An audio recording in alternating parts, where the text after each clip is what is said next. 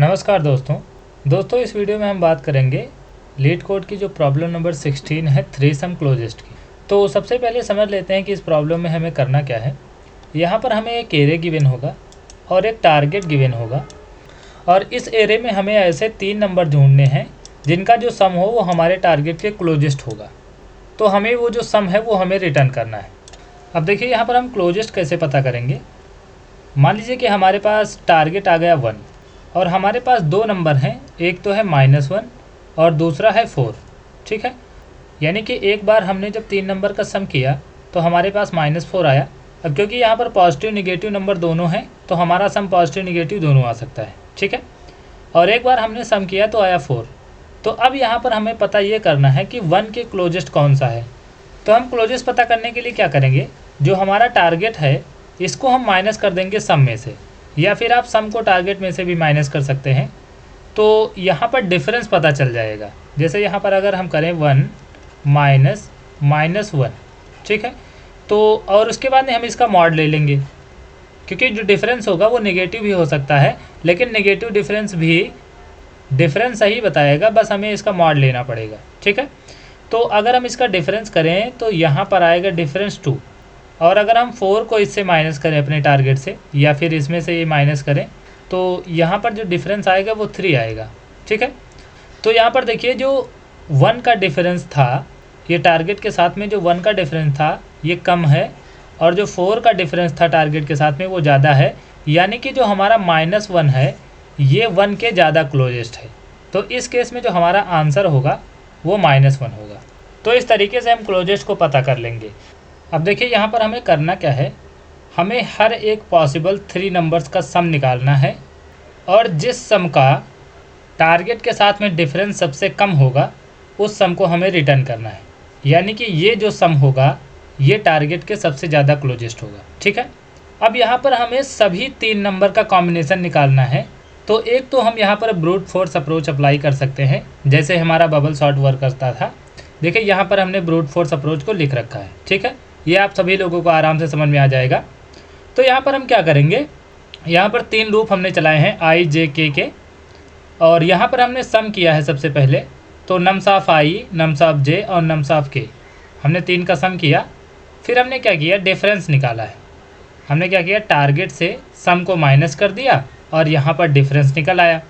फिर हमने क्या किया, अगर जो हमारा करंट डिफरेंस है वो लेस होता है प्रीवियस डिफरेंस से, तो हम क्या करेंगे, करंट डिफरेंस को प्रीवियस डिफरेंस बना देंगे, और जो हमारा आंसर होगा यानी कि जो हमारा सम होगा उसको हम आंसर में स्टोर करा देंगे। ठीक है, और ये जो हमारा प्रीवियस डिफरेंस है इसको हम इनिशियली प्लस इन्फिनिटी से इनिशलाइज कर देंगे, यानी कि जो इंटीजर की सबसे मैक्सिमम लिमिट होती है उससे हम इनिशलाइज कर देंगे, और आंसर को हम इनिशियली 0 रखेंगे। ठीक है, अब ये सबसे बड़ा नंबर है, तो पहली बार सम में कुछ भी आए, यानी कि ये जो डिफरेंस है इसमें कुछ भी आए, ये जो प्रीवियस डिफरेंस होगा ये बड़ा ही होगा, यानी कि करंट डिफरेंस छोटा हो जाएगा।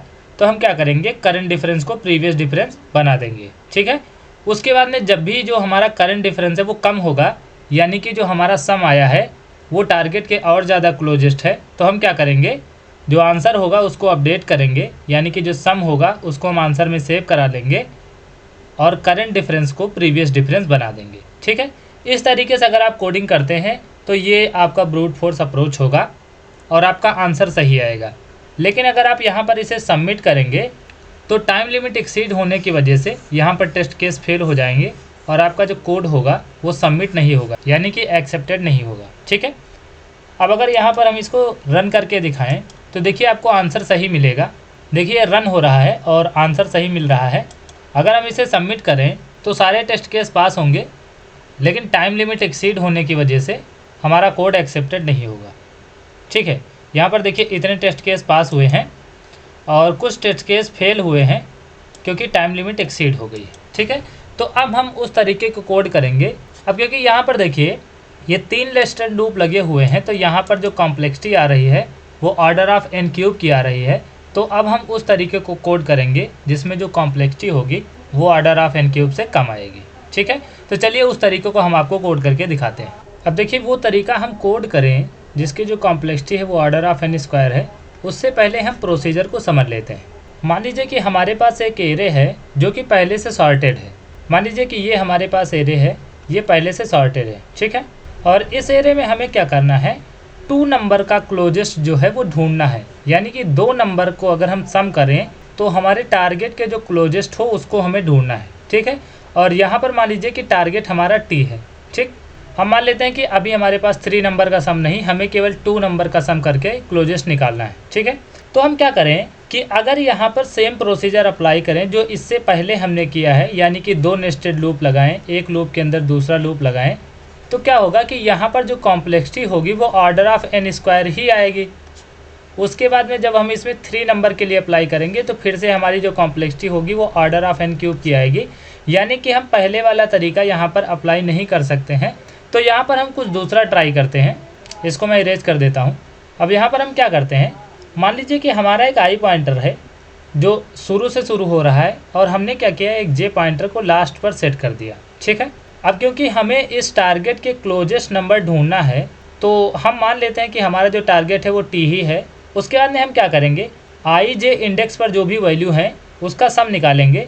मान लीजिए कि हमारा जो सम आया वो एस आया, ठीक है। उसके बाद में हम क्या करेंगे, डिफरेंस निकालेंगे, यानी कि टारगेट माइनस सम करेंगे, इसका मॉड लेंगे, डिफरेंस आ जाएगा, ठीक है। और अगर डिफरेंस जो होता है वो कम होता है तो हमारा नंबर और क्लोजेस्ट होगा।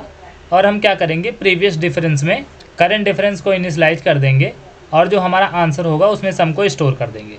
उसके बाद में हम क्या करेंगे, चेक करेंगे कि जो हमारा सम है, यानी कि ये जो हमारा एस है, अगर ये ग्रेटर देन टारगेट होता है तो हम क्या करेंगे, जे को डिक्रीमेंट करेंगे।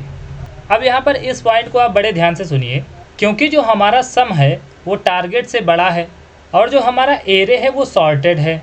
तो अगर हम आई को बढ़ाएंगे तो हमारा जो सम होगा वो और ज़्यादा बड़ा हो जाएगा और जो हम ये डिफरेंस निकाल रहे थे ये और ज़्यादा आएगा। यानी कि हम टारगेट से और ज़्यादा फार हो जाएंगे, यानी कि टारगेट से और ज़्यादा दूर हो जाएंगे, क्योंकि एरे सॉर्टेड है ना। अगर हम आई को बढ़ाएंगे तो जो अगला नंबर होगा, आई जहाँ पर है इसके बाद में जो नंबर है वो आई वाले इंडेक्स से बड़ा ही होगा, तो हमारा जो सम होगा वो और ज़्यादा बड़ा हो जाएगा। तो इस केस में हम क्या करेंगे, जे को माइनस करेंगे। इससे क्या होगा कि हमारा जो सम है छोटा हो जाएगा। अब जब सम छोटा होगा तो हमारा जो डिफरेंस है वो भी छोटा आएगा और हम टारगेट के और ज़्यादा क्लोजेस्ट होंगे। और अगर हमारा जो सम है वो लेस देन टारगेट होता है तो हम क्या करेंगे, आई को इंक्रीमेंट करेंगे, क्योंकि जो हमारा सम है वो टारगेट से लेस है। यानी कि अगर हमारा टारगेट बीच में है तो अगर सम जो होता है लेस होता है, यानी कि हम टारगेट के इस साइड में हैं, और अगर सम ग्रेटर होता है तो हम टारगेट के इस साइड में होंगे। तो अगर हम जे को डिक्रीमेंट करेंगे तो हम टारगेट के इस तरफ से पास में आएंगे। और अगर हमारा सम लेस होगा, यानी कि हम यहाँ पर कहीं पर हैं, तो हम क्या करेंगे, आई को इंक्रीमेंट करेंगे, यानी कि सम को बढ़ाएंगे तो हम इधर से टारगेट के पास में जाएंगे। दोनों के केस में हम टारगेट के पास में ही जा रहे हैं। और ऐसा हम कब तक करेंगे, जब तक आई इज़ लेस देन जे होता है, यानी कि जब तक आई और जे एक दूसरे के पास में ना जाएं। तो इस तरीके से क्या होगा कि ऑर्डर ऑफ n में हम क्या करेंगे, 2 नंबर का सम निकाल लेंगे जो कि हमारे टारगेट के सबसे ज़्यादा क्लोजेस्ट होगा। अब अगर अपना हम एग्जाम्पल देखें, जैसे यहाँ पर हम एग्जाम्पल ले लेते हैं, ये हमारा एग्जाम्पल है। अब इसको पहले मैं सॉर्ट कर लेता हूँ, तो -4 -1 और 1 2 ये आएगा सॉर्टिंग करने के बाद में। अब हमारा टारगेट जो था वो 1 था। अगर हम इसमें 2 नंबर का सम करके क्लोजेस्ट वैल्यू निकालें तो क्या होगा, हमारा आई यहाँ पर होगा, जे यहाँ पर होगा। फिर हम आई और जे को सम करेंगे तो यहाँ पर जो सम आएगा वो -2 आएगा। फिर अगर हम अपने टारगेट से माइनस करें तो ये जो डिफरेंस आएगा ये 3 क्या आएगा। तो पहली बार में क्या होगा, हमारा जो डिफरेंस होगा उसमें 3 हो जाएगा और जो हमारा सम होगा उसमें -2 होगा, ठीक है। अब यहाँ पर देखिए जो सम आया है, सम हमारा -2 था, ये टारगेट से लेस है। यानी कि अगर हम नंबर लाइन ड्रॉ करें तो यहाँ पर हमारा 1 है, यहाँ पर 0 है, यहाँ पर -1 है, यहाँ पर -2 है और इधर की तरफ 2 होगा, 3 होगा। तो यहाँ पर देखिए -2 आया है, यानी कि हमारा टारगेट यहाँ है, इधर से हम टारगेट से दूर हैं, यानी कि माइनस की रेंज में हम टारगेट से दूर हैं। तो हम क्या करेंगे, आई को इंक्रीमेंट करेंगे ताकि जो हमारा टारगेट हो उसकी तरफ हम माइनस की तरफ से मूव करें। तो अगर हमारा सम लेस होता है तो हम आई को प्लस करेंगे। अब हमने आई को प्लस किया तो देखिए आई यहाँ पर आ गया। अब अगर इन दोनों को हम सम करें तो इस केस में जो सम आएगा वो 1 आएगा, क्योंकि 2 और -1 का सम करेंगे तो 1 आएगा। और अगर हम डिफरेंस निकालें, टारगेट हमारा 1 है, तो 1 - 1 डिफरेंस जो आएगा वो 0 हो जाएगा। अब क्योंकि जो डिफरेंस है वो प्रीवियस डिफरेंस से कम आया है, तो डिफरेंस को हम 0 कर देंगे और जो हमारा सम होगा, इस बार 1 आया था तो हमारा सम 1 आ जाएगा।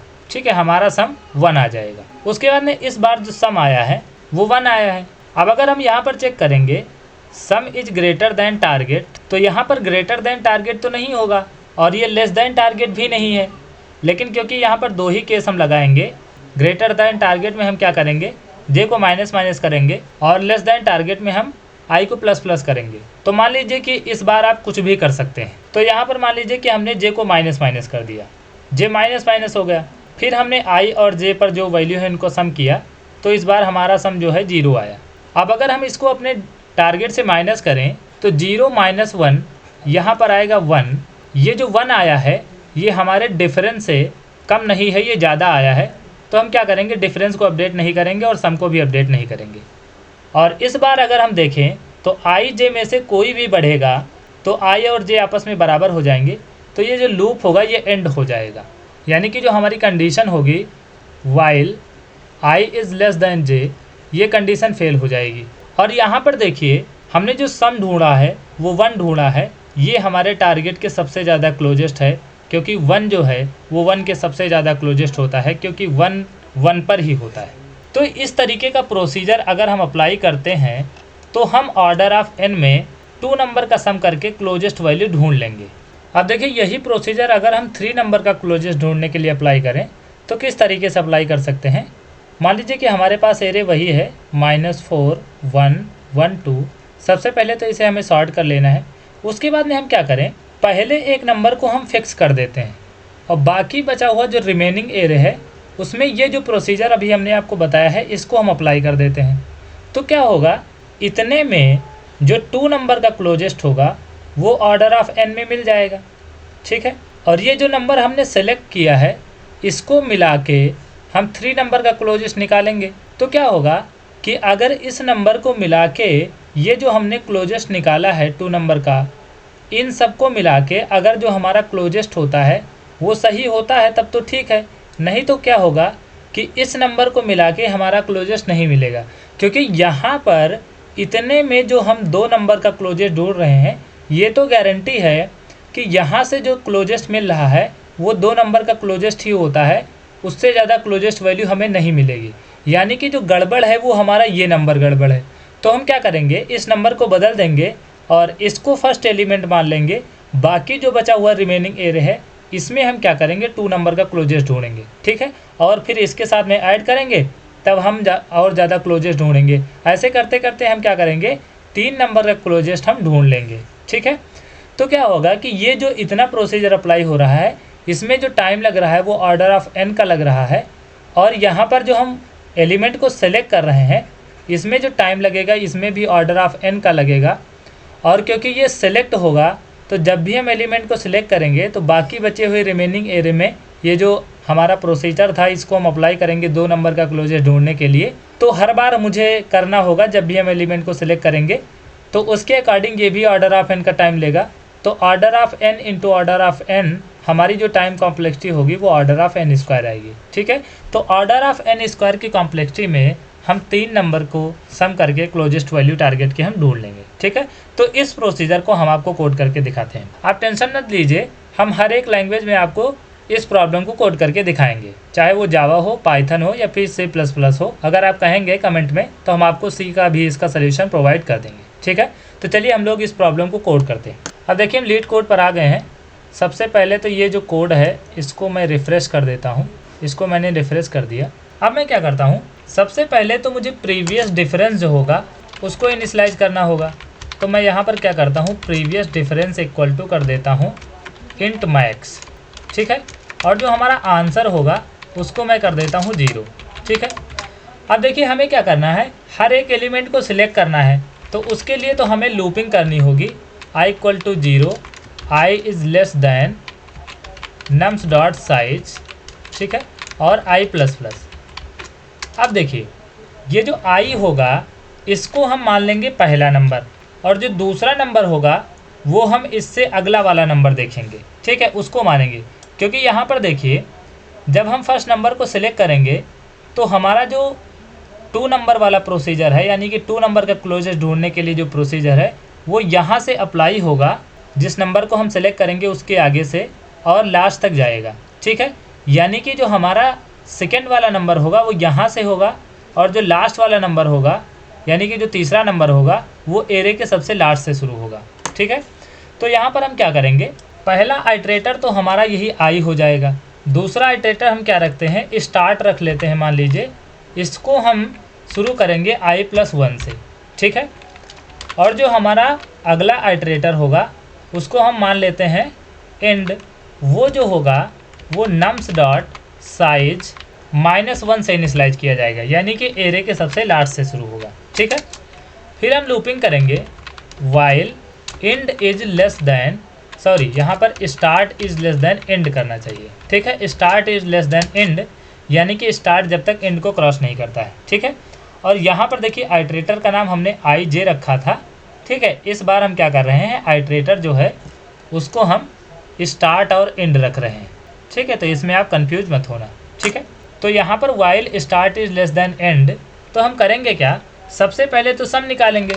तो int sum equal to nums of i plus nums of start plus nums of end, ठीक है।